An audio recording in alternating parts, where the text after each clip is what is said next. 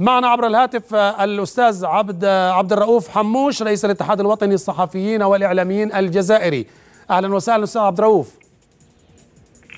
أهلا بك أستاذ، وشكرا على هذه الالتفاتة الطيبة. أولا نحييكم ونحيي جهودكم باعتباركم إعلاميين جزائريين أوقدتم مشعل الضوء لمحاربة هذا يعني المرض البغيض والذي أحال علاقات داخل الجزائر وخارج الجزائر، وهو شغب أطل برأسه في مصر وداخل مصر، وأودى بحياة عدد من شباب المصريين الذين كانوا يذهبون إلى الملاعب للمتعة والفرجة. الشغب أحال الملاعب وأحال المتعة إلى سرادقات عزاء. لماذا بدأتم الآن عن هذه الندوة؟ كان ينبغي أن تبدأوا بعد إطلاق المرسوم في 2013. ما هي الفلسفة والهدف من الندوة في هذا التوقيت؟ نعم أستاذ، أولا الندوة جاءت على خلفية الاحتفال باليوم العالمي لحرية التعبير والصحافة. نعم. المصادف ل 3 ماي. وكما تعرف أستاذ أننا لم نريد أن تكون هذه الندوة مجرد محاضرات ومداخلات إلى آخره. نعم. لكن كانت ورشات تدريبية بحق. حضر معنا أعضاء الإلتراس، يعني مسيطرين على إلتراس وفاق الصيف أو مولدية العلمة، يعني عندهم جماهير كبيرة. نعم. كما حضر معنا أغلبية مسيري صفحات الفيسبوك الذين يعني يقومون بنشر معلومات لمشجعي الوفاق. هذا على سبيل المثال لا على سبيل الحصر.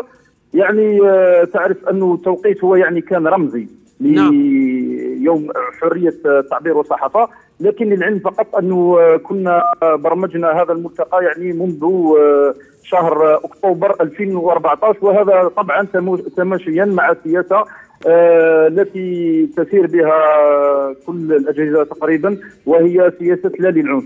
نعم. وكما تعرف أستاذ يعني العنف، احنا كصحفيين أردنا أن نكون أو نبين أننا شركاء في المجتمع الجزائري ككل، وننبذ هذه الظاهرة ابتداء من الملعب، وبعد ذلك يعني كما قال الأستاذ علاء عزة والأستاذ عابد رائد أنه ظاهرة العنف ليست في الملعب فقط، وإنما حتى من المجتمع إلى آخره.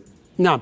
يعني أستاذ عبد الرؤوف، بالأمس القريب احتضنت القاهرة مؤتمرا عن شغب الملاعب في بلاد العرب، وقبلها نعم. احتضنت تطوان ذات الأمر، والآن سطيف، وأنتم مشكورين على هذا الجهد. هل تعتقد نعم. أننا بلغنا الرشد في إعلامنا العربي لنضع الأصبع فوق الجرح ونقول هنا الخطأ وهنا لابد أن نداوي هذا الجرح بالتقارب العربي أكثر فأكثر والتقارب المحلي أكثر فأكثر؟ والله يا أستاذ يعني أنا أصدقك الرأي أن الأمر ما زال يتطلب بعض الجهد وبعض الأمور الأخرى، خاصة يجب تكثيف من هذه الملتقيات على مختلف العواصم العربية، ويجب تفعيل يعني توصيات. نحن قمنا برفع توصيات في الملتقى، لكن يجب أن لا تكون مجرد توصيات، يجب تطبيقها على أرض الواقع. يجب أن يكون الإعلامي عنده حس، عنده مسؤولية. لا يجب نعم. أن ينشر بعض، يعني على سبيل المثال لا ألوم الإعلاميين، لكن نحن كإعلاميين في بعض الأحيان قد نكون نحن سبب الفتنة أستاذ، أنت توافقنا نعم. الرأي يعني نعم. في نشر معلومات خاطئة سواء عن الفرق سواء عن المشجعين إلى آخره تثير الشغب. هذا يعني نحن كإعلاميين لنا أيضا دور، أننا نحن مجرد ناقلي للحقيقة، للخبر بصورة واقعية ودقيقة. هذا إن قمنا بدورنا الإعلامي بشكل صحيح ومحترف، صدقني أستاذ أننا إن وضعنا اليد في اليد وهو شعار الملتقى سنقوم بالقضاء على العنف، ليس في الملاعب فقط لكن في كل الأوساط المجتمع العربي. لكن يجب نحن أيضا كإعلاميين أن نضع اليد في اليد في الوطن العربي ونكثف من مثل هذه الدورات والبرامج والتكوينات إلى آخره. أنا أشكرك أستاذ عبد الرؤوف لسبب أنك وضعت يدك بالفعل وأشرت على الخطأ الحقيقي. يعني أزمة مصر الجزائر الشقيقتان العربيتان الكبيرتان وما بينهما من وشائج وصلات وتاريخ ونضال، كان كل ذلك بجرة قلم صحفية أو بميكروفون إعلامي هنا وهناك في مصر وفي الجزائر.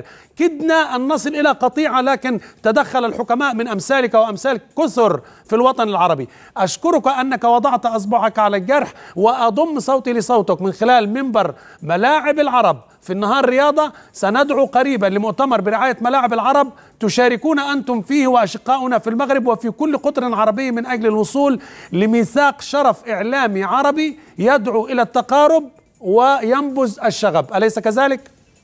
نعم أستاذ، وصدقني نحن التمسنا في ولاية صيف وعلى رأسها السيد ولي ولاية محمد بودربالي، لمسنا يعني رغبة كبيرة من طرف الشركاء، سواء ممثلة في السيد الوالي أو رئيس البلدية أو كل شركاء الإعلاميين وحتى أعضاء الإطراف، أنه حقيقة هناك سياسة في الجزائر للقضاء على مثل هذه الظواهر وللتمتع، لما لا أن تصبح ملاعبنا مثل أوروبا. هذا هو الهدف يعني. طيب سي عبد الرؤوف، في الندوة عندكم المسؤول الأمني أكد أن القانون لم يطبق، القانون الذي حد وقضى على الشغب لم يطبق في الجزائر إلا بعد توعية قاموا بها لمدة 8 أشهر، ثم بعد ذلك بدأ وواكب ذلك أن وسائل الإعلام قامت بدورها المسؤول في التعريف بالضوابط في هذا القانون. هل تعتقد أننا في الوطن العربي مطالبون الآن بوضع قوانين تجرم الشغب وتعاقب كل من يخترق الروح الرياضية والرياضة بالسجن ليرتدع الآخرون؟ يعني أستاذ لا أطالب بالسجن، لكن صدقني التجربة الجزائرية هي تجربة ناجحة دون يعني منازع. وأنا التمست مؤخرا في الملاعب أنه حتى أعضاء الإلتراس، صدقني نحن في الصيف على سبيل المثال أعضاء الإلتراس مدت يدها وهي حاليا هي التي تقضي على العنف في الملاعب. نعم. الأمن قام بدوره على أتم وجه بخلال حملة توعية، الإعلام والصحافة والسلطات، وكما قلت لك على رأسها السيد الولي وكثير من المسؤولين، حتى مدير الشباب والرياضة ومدير ديوان مؤسسة الشباب ومدير الملعب مدوا يدهم للقضاء على مثل هذه الظواهر. لكن يعني فيه بعض الأمور الأخرى يجب أن يكون هناك قناة حوار مع هؤلاء الشباب. الشاب صدقني ينقصه أننا أن نخلق معه قناة حوار وأن نحسسه أنه شريك في المجتمع. لكن أنت ذكرت أن الندوة شهدت حضور قادة روابط الألتراس هنا في مصر وفي نعم. بعض الدول يقولون أننا لا نحب الإعلام ولا نتعامل مع الإعلام. هل من دعوة من خلالك وعبر ملاعب العرب وصوت جزائري شقيق لكل نعم. الشباب في الوطن العربي وليس فقط في الجزائر أن يعني يستمعوا لصوت العقل ويجعلوا من الرياضة متعة مشاهدة وممارسة وينبذوا العنف هم بأنفسهم؟ نعم أستاذي، أنا من برنامج ملاعب العرب أوجه صوتي لصوتكم وأضم صوتي إلى كافة أصوات الإعلاميين العربيين، وأقول لأعضاء الإلتراس عبر مختلف العواصم العربية: خذوا تجربة إلتراس سبيس، إلتراس انفيرنو، والله إلتراس جوستو بلاك، أنهم حاليا أصبحوا هم من يساهمون في التقليل عن العنف. ليس عيب يعني أن نتعلم من الآخرين. صدقني أستاذ، الإلتراس هنا فتحت معنا قناة حوار ومدت يدها وحققنا هذا الملتقى الدولي بفضل الله سبحانه عز وجل وبفضل الجميع وعلى رأسهم السلطات، وكذا أعضاء الإلتراس الذين أتوا ولبوا الدعوة وكانوا يعني دخلوا في حوار حر وصريح مع الإعلاميين ومع كل المدراء. وهذا هو، يجب أن يضع الإلتراس يده في أيدي الإعلام وكذا في أيدي المسؤولين للقضاء على مثل هذه الظواهر، لأن الإلتراس هو حقا قوة داخل الملاعب، لا ننكر ذلك.